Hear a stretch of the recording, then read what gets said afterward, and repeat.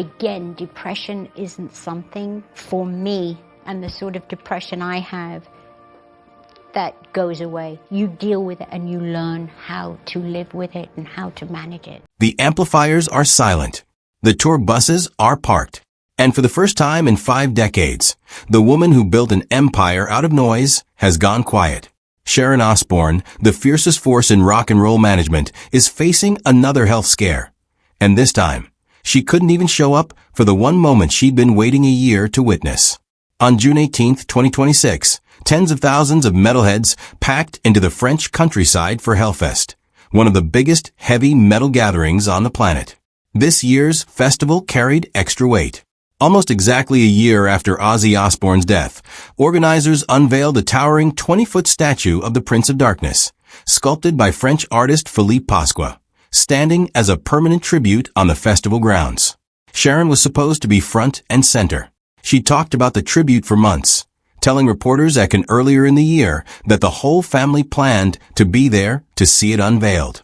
It was billed as a moment of closure, a chance for the woman who had spent 43 years managing, defending, and loving Ozzy Osbourne to watch his legacy carved permanently into stone. She never made it. Instead, fans in Clisson stared up at a 6-meter bronze likeness of Ozzy with no Sharon in sight. A day later, she posted a video of the statue on Instagram along with a short explanation. She apologized for missing the event, thanked the festival organizers and the sculptor, and then added the line that sent a ripple of concern through fans worldwide. She'd had an unexpected trip to the hospital just days earlier. That was it. No diagnosis. No details about what symptoms sent her there. No explanation of what tests or treatment followed. For a woman who has spent her entire adult life living in front of cameras, who once let a film crew document her chemotherapy sessions, this sudden silence felt like a departure from everything fans knew about her. It's worth pausing here, because the instinct online is always to fill in the blanks. When a public figure goes quiet about their health, speculation tends to rush in to fill the space, and often that speculation gets things wrong. As of now, Sharon Osbourne has not confirmed what caused her hospitalization, and neither her family nor her representatives have released a specific medical explanation. What we do know is limited to what she said herself. It was sudden. It happened in the days leading up to Hellfest, and it was serious enough to keep her from crossing the Atlantic for an event she clearly wanted to attend. Fans reacted with a wave of support in her comments, wishing her a fast recovery and thanking her for the honesty she did share. That response says something about the relationship Sharon has built with the public over the decades. People don't just watch her, they worry about her, the way you'd worry about a relative. To understand why this moment feels so heavy, it helps to look at the road that got her here. Sharon Osbourne's medical history isn't a footnote to her career. It's practically a parallel storyline that has run alongside every album, every feud, and every television contract for the last 20-plus years. Rewind to the summer of 2002. Sharon was 49 years old and riding an unprecedented wave of fame.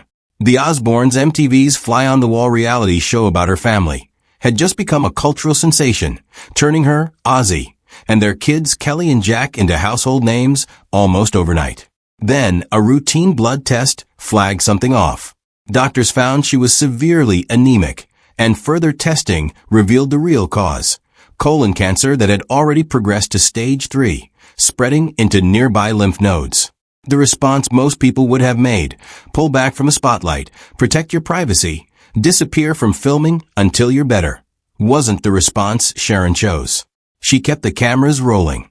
Season 2 of The Osbournes showed her losing her hair, going through chemotherapy, and dealing with brutal side effects, including seizures severe enough to frighten everyone around her.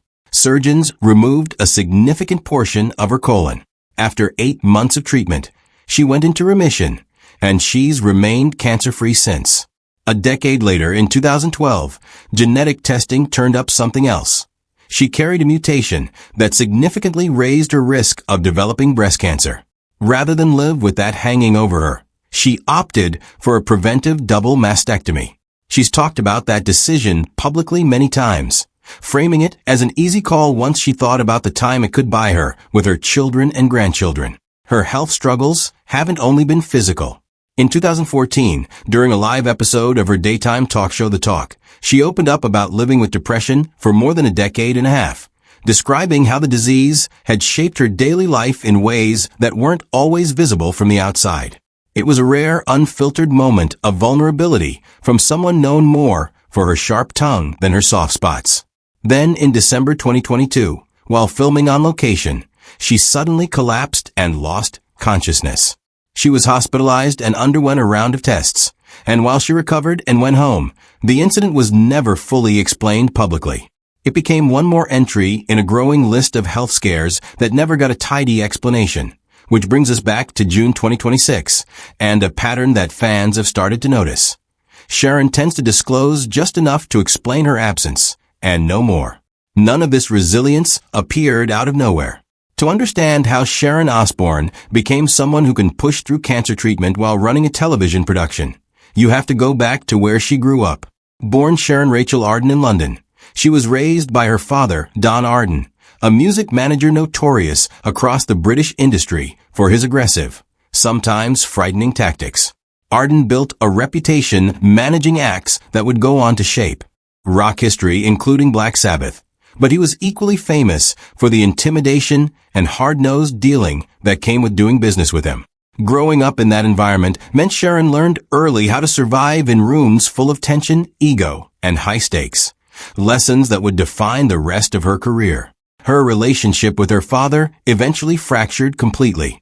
When Ozzy Osbourne was fired from Black Sabbath in 1979 due to his struggles with substance abuse, Don Arden wrote him off.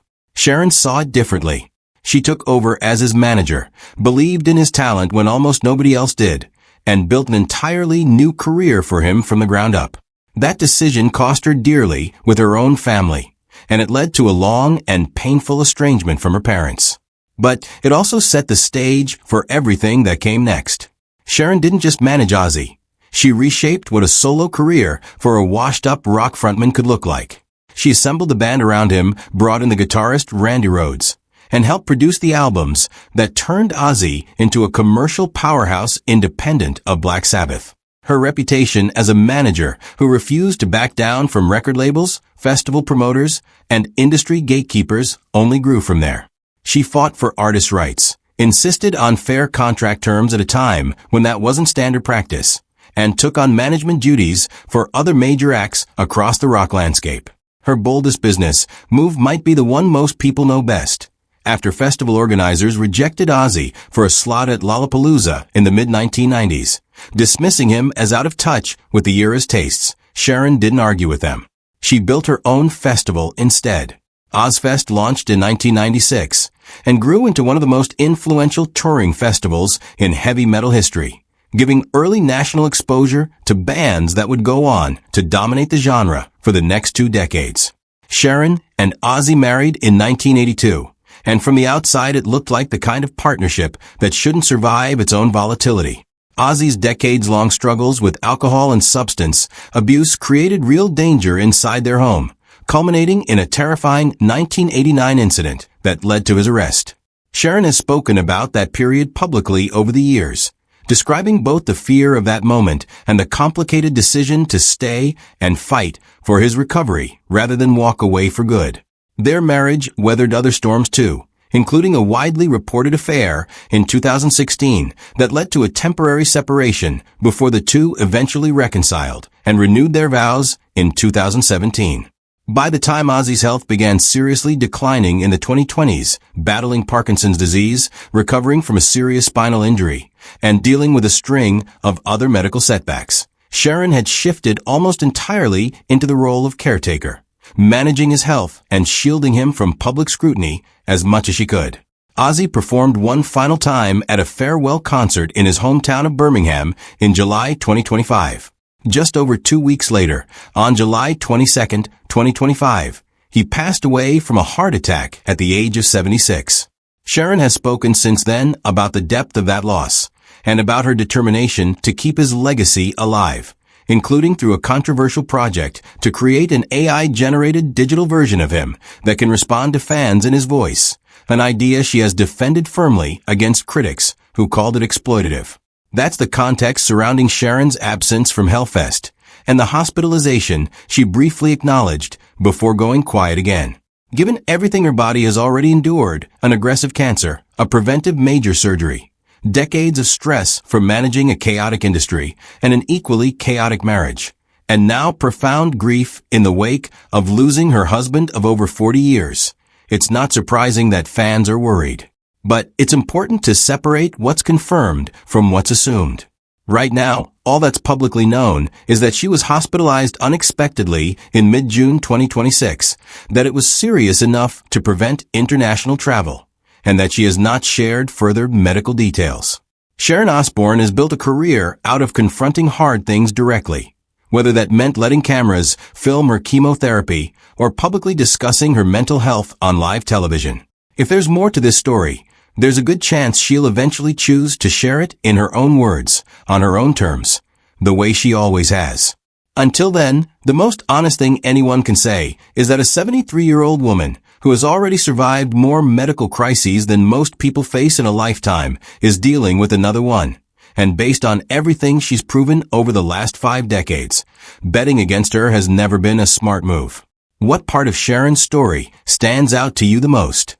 Let us know in the comments. And don't forget to subscribe for more updates as this story develops.